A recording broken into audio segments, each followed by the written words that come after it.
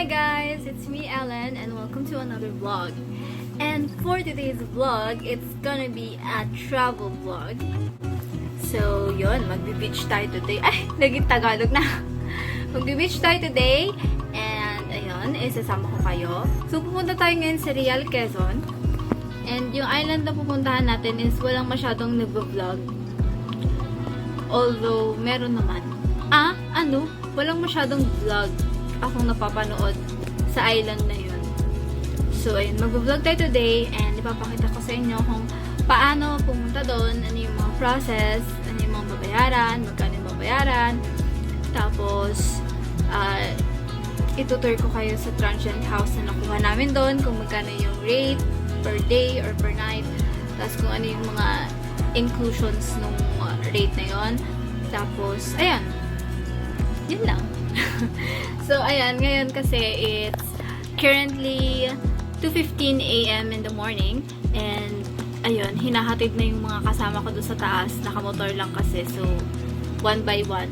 Tapos yung mga gamit pa. So, ayan. Huli ako. Last akong kukunin ay sunduin. So, ayan. Hala, tingnan nyo. Ang ganda ng curls ng hair ko. Wow! Diba? Oh, ang ganda pa ng kilig ko. So, ayan.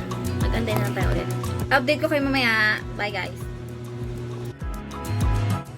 So, ayan. Nandito tayo ngayon sa Raymond Bus Terminal located sa Legarda. And dito tayo sasakay ng bus na pa-Infanta, Quezon. And kailangan kumuha muna ng ticket bago sumakay ng bus. And this is how it look like sa loob ng bus. 2x3 siya and sobrang sikip ng daanan niya. So, I suggest na yung mga bagahe nyo is ipalagay nyo na lang dun sa compartment sa baba. And guys, bababa tayo sa Real, Quezon. And ang rate for that is 270 for regular and 217 for students. When it comes naman sa schedule ng alis, every hour merong schedule ang pa-Infanta, Quezon. I suggest naman na pumunta kayo sa bus terminal an hour before ng target time nyo ng pag-alis. Dahil sobrang daming pasahero. And wala nang masyadong upuan na pagpipilian if ever. Tapos sa travel time naman niya, umalis kami ng almost 4:10 sa Legarda and then dumating kami ng port ng 8:30. So 4 hours ang estimated travel time from Legarda to Real, Quezon.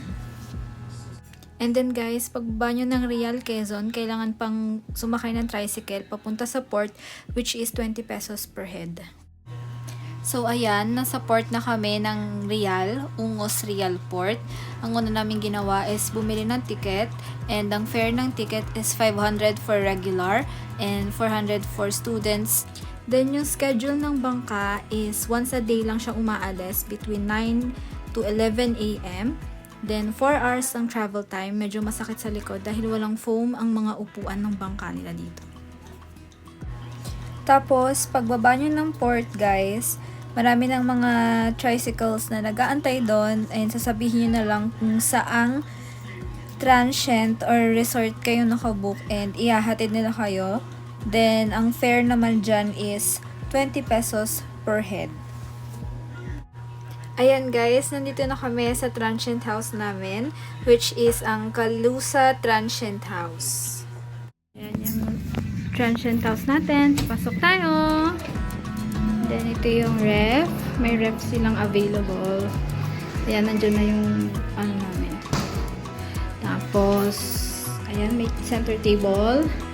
Then, ayan, sorry sa kalat. Ito naman yung dining table. Then, merong electric fan na available. Tapos, ito yung pinaka-room namin.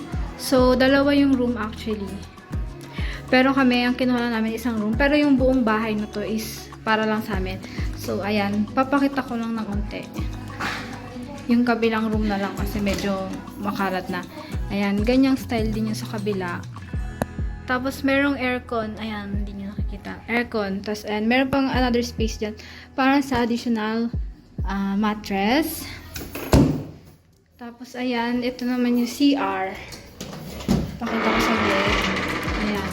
May available din silang tuwalya na binibigay. Nakasama. Pwedeng gamitin daw. Tapos, ito na yung kusina. Ayan. Sa kanila lahat yan. Tapos, ayan. So, yun.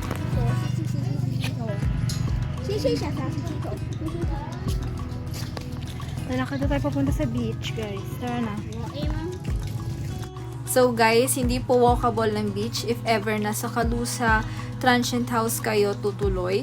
So, more or less 2 to 3 minutes pa away from the transient house. Kailangan sumakay ng tricycle, which is another fare na 20 pesos per head. By the way, guys, ang rate ng transient house namin is 1.5, and then nag-additional kami ng another mattress which is 200. Tapos may bayad ang paggamit ng gas which is 100. So a total of 1,800 per night or per day ang rate sa Calusa.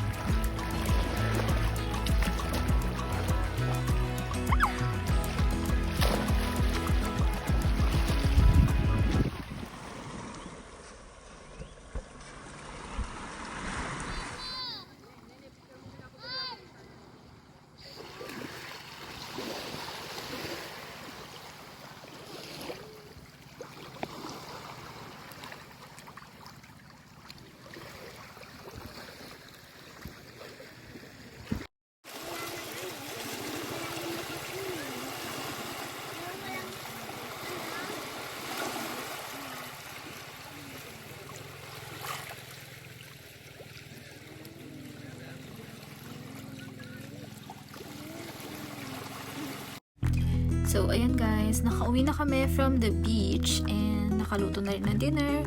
Then, dito kami magdi-dinner sa labas dahil 4-seater lang yung table, yung dining table sa loob.